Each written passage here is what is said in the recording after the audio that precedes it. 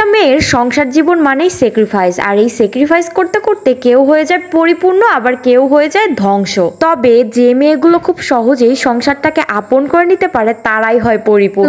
আসসালামু আলাইকুম এভরিওয়ান, আশা করি সবাই ভালো আছেন, সুস্থ আছেন। আলহামদুলিল্লাহ, আল্লাহর রহমতে আমরাও ভালো আছি, সুস্থ আছি। দিনের মতো রান্নার আগে আজকেও তরকারিগুলো কেটে নিচ্ছিলাম, তরকারি কাটছিলাম আর আমার মেয়েটাকেও সময় দিচ্ছিলাম। আজকে নিহাল স্কুলে গিয়েছে আর ওর বাবাও নাই, ওর নানাও নাই, তাই তো ঘরে একা একা বোরিং ফিল করছিল।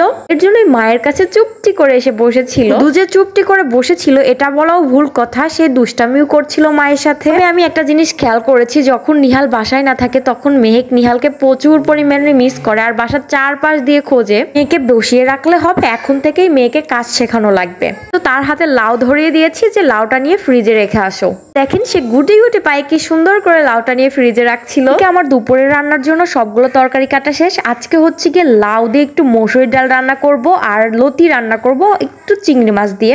কিভাবে আমি মসুরির ডাল দিয়ে লাউ রান্না করি সেই রেসিপিটা আপনাদের সাথে শেয়ার করি। এই রেসিপিটা দেখে অনেকেই অবাক হবেন, আবার অনেকেই জানি করে খান এই রেসিপিটা। এরপরেও শেয়ার করলাম। ফার্স্টে লাউগুলো এরকম কেটে নিয়ে ধুয়ে নিয়েছি, এরপর মসুরির ডালও দিয়ে দিয়েছি ধুয়ে, আর দিয়েছি পেঁয়াজ কুচি, মরিচ কুচি, আর দিয়েছি পরিমাণ মতো লবণ, হলুদ, আর দিয়েছি একটু ধনিয়া গুঁড়া। কিছুটা পরিমাণ পানি দিয়ে আমি এখন এটা প্রেসার কুকারে সিদ্ধ হওয়ার জন্য বসিয়ে দিব।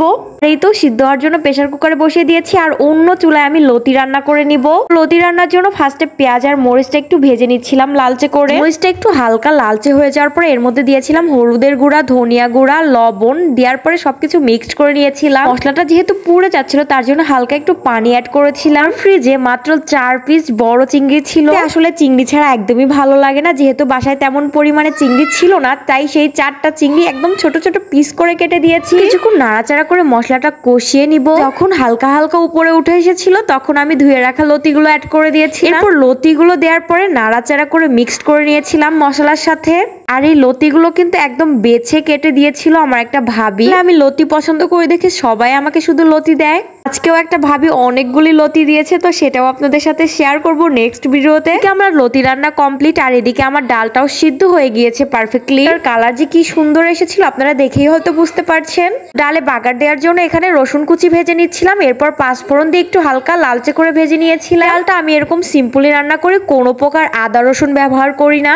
যে কোনো রেসিপি সবসময় খুব সিম্পলি রান্না করি। রান্নাটা হচ্ছে নিজের মধ্যে, রান্না যদি ভালো হয় যে কোনো ভাবে রান্না করলেই তার হাতের রান্না আসলেই মজা লাগে। ডালটা রসুন দিয়ে বাগার দেওয়ার পর আমি ভালো মতো মিক্সড করে নিচ্ছিলাম ডালের সাথে সবকিছু। চুলায় জাল করে নামিয়ে নিয়েছিলাম। আর দেখতেই পাচ্ছেন আমার ডালটা কতটা পারফেক্ট হয়েছে। ডাল দিয়ে রুটি, চাপড়ি, পরোটা যে কোনো কিছু ভালো লাগে, ভাতের সাথেও অনেক মজা লাগে। এই ডালটা আমার বাচ্চারাও অনেক পছন্দ করে, আর বিশেষ করে এই ডালটা বলে না, যে কোনো ডাল আমার বাচ্চারা অনেক পছন্দ করে। ডাল দিয়ে ভাত তারা চোখ বন্ধ করে খায়। আমার লতি রান্নাও শেষ, এখন শুধু খাওয়ার পালা। তো এভরিওয়ান, আজকের মতো ভিডিওটাই পর্যন্ত। নেক্সট কোনো ভিডিওতে দেখা হবে। সবাই ভালো থাকবেন, সুস্থ থাকবেন, আল্লাহ হাফেজ।